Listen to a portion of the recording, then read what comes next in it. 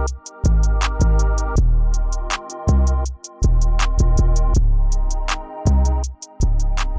now! What is up, everybody? My name is Mike Brown, aka Review King MB, and I just got done watching a film that, once again, I have heard of this movie. I knew about it for years. I was always curious about it, but I finally watched Pleasantville. Pleasantville is a 1998 film that was directed by Gary Ross, and the plot. The plot is we see Tom Maguire as David and his sister, played by Reese Witherspoon. It's more so Tobey Maguire's character, who is obsessed with this black and white old TV sitcom show. It's almost like a Leave It to Beaver or something along those lines. He's obsessed with it. He watches it all the time, marathons it and whatnot.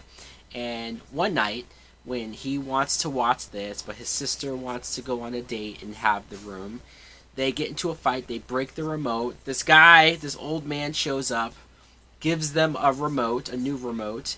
This remote puts them into the TV show of Pleasantville. So now the two of them are stuck. They're stuck in this 1950s, 1960s world. It's in black and white. They have to kind of go along with the episode premises and plots and whatnot until, well, Reese Witherspoon has different ideas for certain things, and over time, the town starts to change. People start acting the way that they normally wouldn't be acting because of that. Color starts to seep in. What I thought of Pleasantville was I really enjoyed the film. I did. I didn't really think I would enjoy it as much as I did. Not that I thought that I wouldn't like it, but I didn't know what to expect really going in. I didn't know what the plot was at all. It reminded me a lot, or I guess the TV show WandaVision retroactively reminded me of this film now because of the premise, because of somebody being obsessed with a show and building their life around it or wanting that thing. I think seeing Tom Maguire before the Spider-Man movies was quite interesting because every time I see him, every time I hear him talk, I picture Spider-Man. We've had other Spider-Man since. We'll probably have even more, but because I picture Spider-Man. I see him as Spider-Man, but I enjoyed him. I enjoyed Reese Witherspoon a lot, playing somebody who I guess was more of the slut at the beginning, doing what she was doing. Who I guess was more of the slut at the beginning, doing what she was doing. But I liked her character arc. I liked seeing a lot of these characters, a lot of these actors acting the way that they did in Pleasantville, like the actual show characters, and then them learning about things. Sure, it starts with sex, but then it progresses into so many other things that by their TV show timeline haven't been introduced just yet. Some of the other actors, you have Joan Allen as Betty, she's the TV show mom. William H. Macy as George, the father. That whole plot of her discovering herself, her sexuality, because in the sitcoms, the parents, you don't see them have sex, so of course they don't have sex. But she's discovering that where he just expects his dinner every goddamn night. That was quite amusing. Jeff Daniels, his role I thought was pretty amusing, and how he got into painting. Paul Walker. I love Paul Walker in this movie because he played the pretty boy, type, but he was also the goody two-shoes who was a virgin and gets corrupted by Reese Witherspoon. I almost wish he was in the movie a little bit more.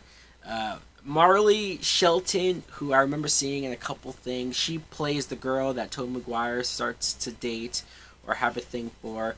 I couldn't get past because, sure, nowadays this would be very easy to do, as far as having a black and white situation and then having certain things in the frame being color, like a cherry, or like a whole person ends up being in color while everything else is black and white, and then slowly over time more and more color seeps in.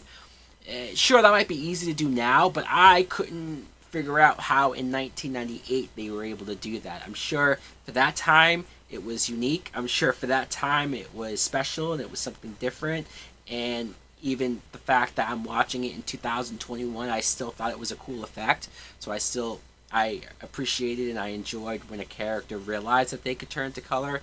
I don't know what it was, because hearing myself talk about it, I guess it sounds like a simple premise or a simple plot enough, but I thought it was creative.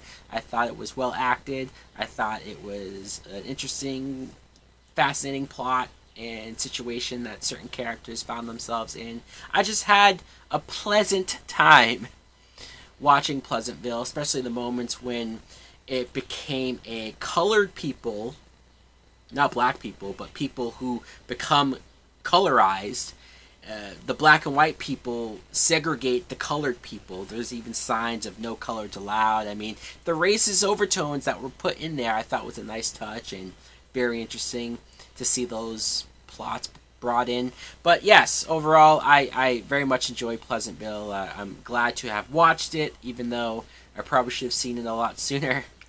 Anyways, guys, let me know in the comments below, what do you think of Pleasantville? Do you remember seeing it when it came out, or have you not seen it at all? Are you curious? Are you interested?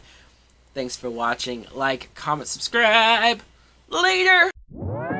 Heat in my vein like vernacular. Cook up the beat with a spatula. Y'all are not ready for action. I'm smoking these rappers and feeling spectacular.